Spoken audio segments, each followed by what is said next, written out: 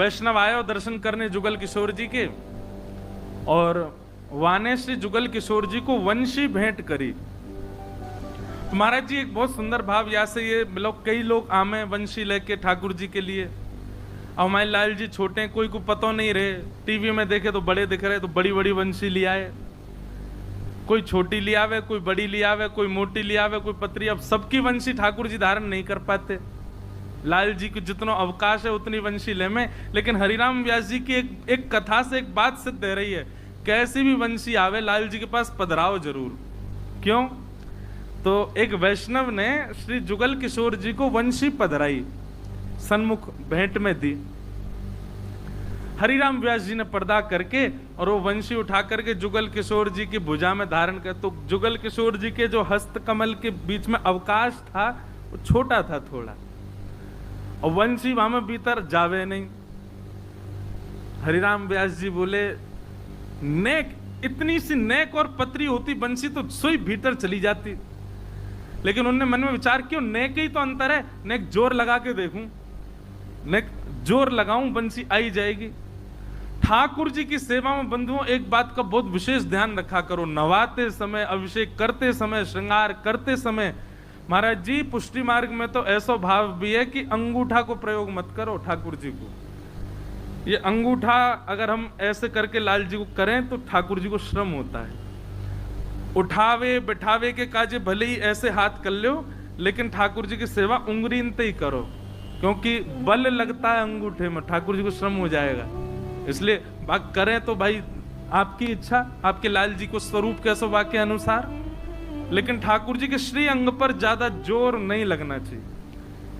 कई लोग ठाकुर जी को मुकुट उकुट नहीं आता तो ऊपर से क्यों दबा में, ठाकुर जी कहते लग गई, बेचारे कहा करे।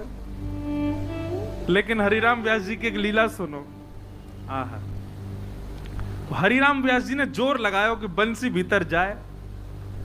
जैसे ही महाराज जी जोर लगाया, श्री जुगल किशोर जी के यहां से रक्त निकलने लगा।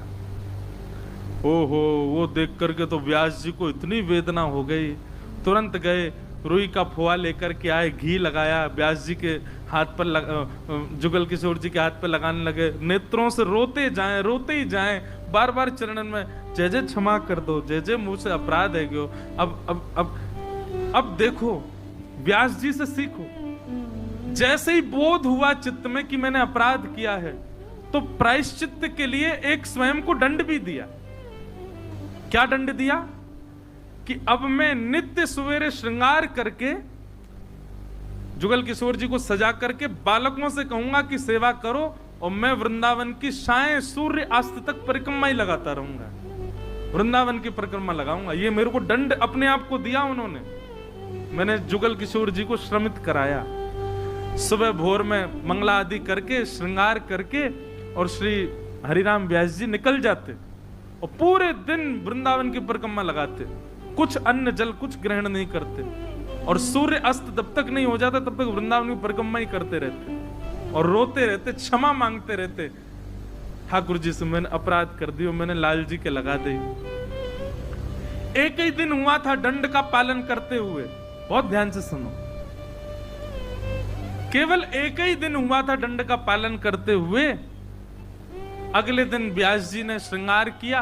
अब वंशी जो नई वाली थी उसको तो दूर ही रखते थे, बोले ये तो लाल जी के पास ही मत लाना, इससे श्रम हो गया था। श्रृंगार करके पुत्र से बोले अब तुम सेवा करो, मैं जा रहा हूं परिक्रमा निकल। दूसरे दिन जैसे सेवा में आप परिक्रमा के लिए गए, शाम को लौट करके आए, जुगल किशोर जी का दर्शन किया, तो श्री जुगल किशोर जी ने वो बड़ी वाली वंशी वो हाथ में धारण कर रखी और मुख पे धारण करके खड़े। आपने जैसी वंशी देखी, बोले ये तो बड़ी वंशी है, ये तो वही वंशी है जो, कहीं ऐसा तो नहीं पुत्र ने जबरदस्ती श्रम करके लगा और ज्यादा दंड लग जाएगा मुख। भीतर गए, पर्दा करके जुगल किशोर जी की वो, अब जैसी वंशी निकाली वो बड़ी सहज से बाहर आ गई, बड़ी सहज से हाथ में चली गई। बोले वादना मैंने धराई तब तो ये भीतर ही नहीं जा रही, अब तो बड़ी सहजता से ठाकुर जी धारण कर रहे हैं। इतने में ही श्री जुगल किशोर जी बोलन लगे। अब बोलते भाई बोले अब बंसी तो छोटी बड़ी है ना सके, मैं तो मोटो और पतलो है सकूं, या हमारे मैंने ने पतलो है गो। और या बंसी को धारण कर लियो। हे व्यास जी, अब तुम अपने आप को दंडित मत करो, मैंने बंसी धारण कर ली है। और आज भी श्री जुगल किशोर जी वही बंसी धारण करते हैं। ठाकुर जी बोले बंसी तो छोटी बड़ी ना होगी, मैं तो छोटो मोटो है सकूं, तो मैंने एक बड़ा है गो, बंसी पकड़ ली मैंने। जुगल किशोर जी के इतने श्री हरिराम व्यास जी रात भर रोते रहे लाल जी के सन्मुख। जय जय, आपने कैसी कृपा की, कैसा अनुग्रह किया। बड़े आनंद में श्री हरिराम व्यास, कल पुत्री का विवाह का प्रसंग तो आप सबने सुना ही था।